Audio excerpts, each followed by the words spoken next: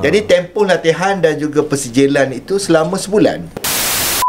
Saya tak boleh kan. Saya bila benda tu dah masuk deep kan, saya nak tanya macam-macam dalam kepala otak saya.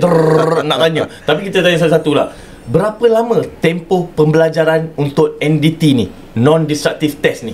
Dia kerana kita ni persijilan SKM, Sijil Kemahiran Malaysia. Short course. Jadi SIRIM tak boleh buat kata kali ni saya nak buat 10 hari sebab saya nak untung lebih. Tak boleh.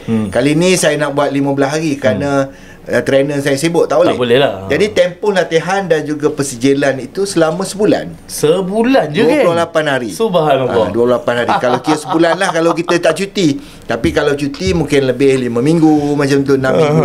Dan satu shortcut, bukan kata shortcut, satu alternatif kepada adik-adik yang tak mau mengikuti pengajian secara formal di pusat-pusat kemahiran yang kadang-kadang pusat kemahiran ni dia jadi lama sikit sebab dia ajar sikit-sikit.